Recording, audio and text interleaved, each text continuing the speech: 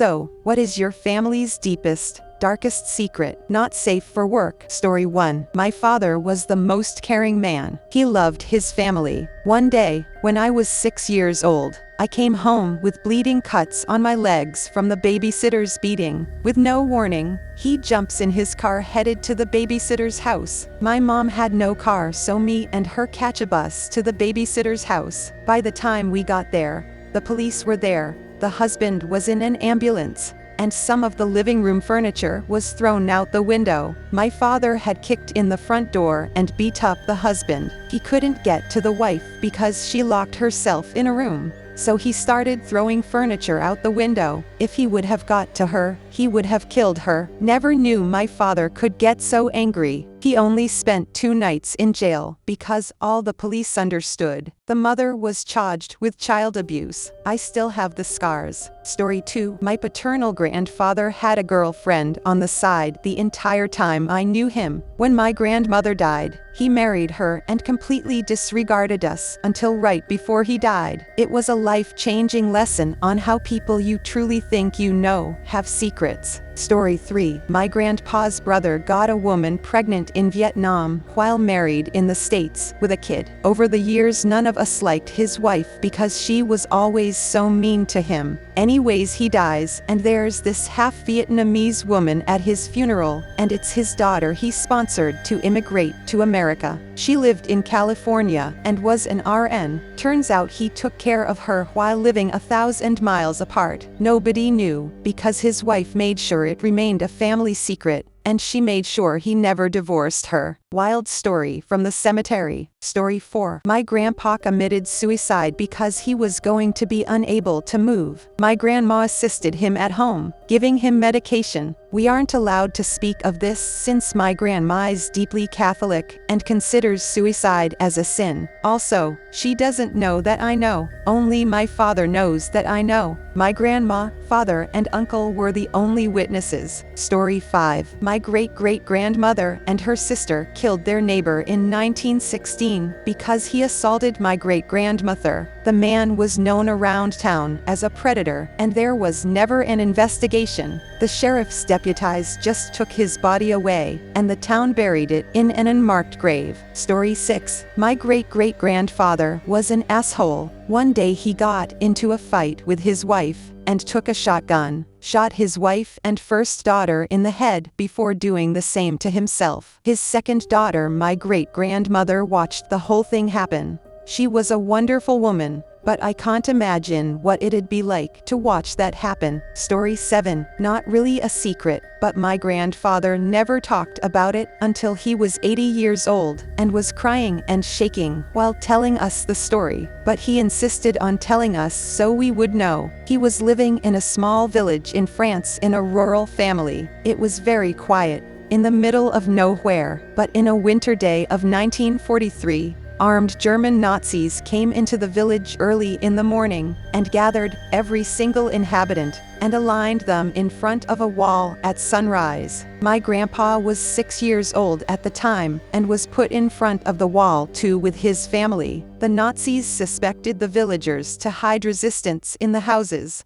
so they started to search every single house while pointing guns at the villagers in front of the wall, who were all terrified and freezing. The main officer started screaming at the villagers, and my grandpa remembers what he said in his German accent. "Where are the resistants? Where did you hide them? Tell us. We gonna kill you all right here." He was repeating this over and over, while looking very threatening. There was no resistant in the village. The ones that were housed in the village left weeks before. The villagers didn't say anything. They were certain they were going to be killed anyway. The moms started to ask their children to be spared, but the Germans didn't listen. They kept threatening the villagers as they were searching the entire place. The wait lasted for hours, with some soldiers standing still in front of the raw villagers, while others were still searching. When the search ended, the The soldiers came back with some loot, but clearly didn't find any sign of the resistance. The main officer told the villagers that he was keeping an eye on them, and decided to leave without killing anyone that day. But the Germans took a young woman with them before leaving who was unrelated to my grandfather. The villagers never saw or heard about this woman again. My grandfather was left traumatized after this event, and never wanted to forgive Germany for the war. He always remained hateful towards Germans, but after hearing his story, we could finally understand why. Story 8. My great-uncle was a hitman, and during his time in jail, he sent his immediate family a bunch of letters. My grandma still has them, but as far as I know, she's the only person alive who's read them. Someday we'll find out what he wrote. But my grandma says she wants to burn them. I don't know if she ever will. Story 9. My dad is an illegitimate son of an ex-judge and belongs to a powerful political family. His mom, my grandma, was an escort. My grandma disliked him growing up. I think all of these ruined my father. He was a smart man, but he became alcoholic and spent money on prostitutes. He also physically abused my mom. My mom and dad separated when I was in first year in uni. We've had so much hatred against my father back then, and have gone no contact. I've only come to realize how my father was mentally ill. I would want to look for him, but at the same time I'm very afraid, and don't know where to start. I've also moved countries. Story 10. When my dad passed away, my dad didn't have life insurance, so we had to start a GoFundMe to pay for his funeral, and money for us for like college, and or life in general. 25% of the GoFundMe money went to us, and the rest towards the funeral. BD 15,000 was raised, and at the funeral there was a box to put envelopes with money in them to give straight for us, which raised another 6,000. Well, when it was time to collect our money, we all only got $1,400 each. We all were a little confused because we knew how much was supposed to go to us in the first place, but we were thinking we were going to get them in payments to accurately count it. So, I asked my uncle politely where the rest is, and he said that's at. My siblings immediately knew something was wrong. We did the math, and we all were supposed to get 3x more the amount we got originally. So, we all talked to them and asked what happened to all of it. They all said that's it and immediately got defensive. So, my uncle, the one that hated all my other family, looked into it.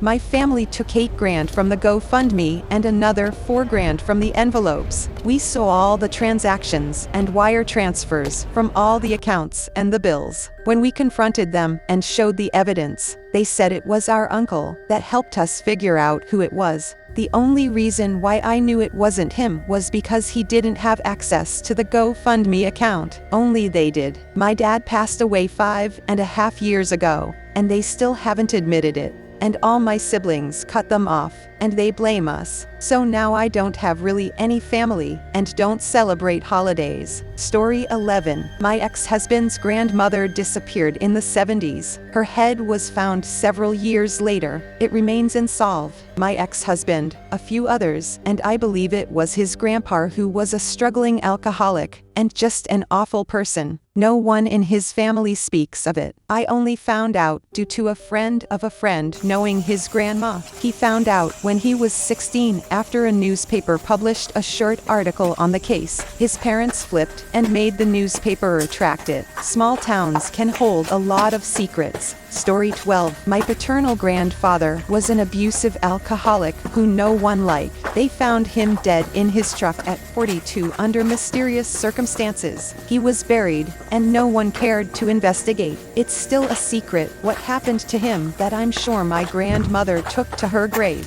My oldest brother was given up for adoption because my maternal grandfather was racist. Learned about him when I was 14, and could never say anything to the family. He grew up biracial in an unaccepting area, and has had issues from both the black and white communities. He has since gotten lost in drugs, and unfortunately my last contact with him was a paranoid rant before he cut off his number. I haven't heard from him in 3 years, even though I've flown to his last known location to try and find him. I peruse the Doe Project occasionally. for unidentified bodies. I miss him and hope he's alive. He turned 40 this year. Story 13. My grandma had two sisters. One got pregnant when she was in the military. The other sister had fertility problems and adopted the baby. Nobody is allowed to tell him, and he still has no idea who his birth mother is, even though both sisters have died. Story 14. We have many. One that can't be held against us at this point. I was a very sick baby.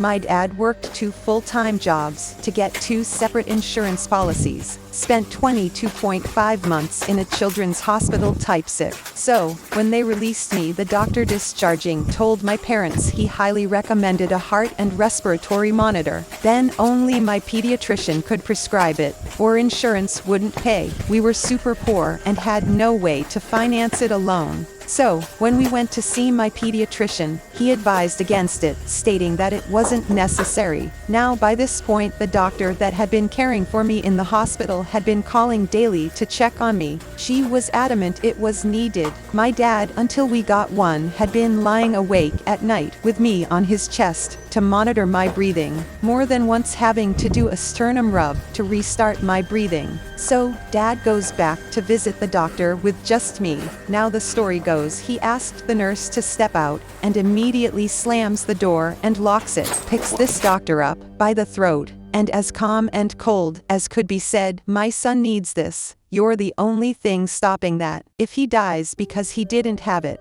I will come back here and make you suffer. Then my wife will sue your family into the ground and make them suffer." We left with a prescription and a new doctor. Side note. Yes, this was extreme behavior, but I'm glad that machine saved my life no less than a dozen times. Story 15. A cousin that I've never met had a psychotic break and killed his mother and their dogs. Her father, my uncle, was a drug addict, and she had a terrible childhood, and as a result abusively smothered her own child, who then eventually killed her. He was found wandering the streets covered in blood, having no idea what happened. He was 18 or 19 when this happened, and is locked up basically forever. My uncle is now an evangelical Christian who lives in Spokane, and I've never heard him talk about his daughter being killed by his grandson. Story 16. My aunt is very religious, and so having a kid out of wedlock was very frowned against. But my aunt got pregnant about 6 weeks before she got married, so she and her husband moved across the country and told everyone it was for a job and had the baby, and didn't tell anyone until they could pass the baby off as 6 weeks older than it was. No one found out until the kid was like 30, and she saw that her birthday was 6 weeks earlier than she thought it was.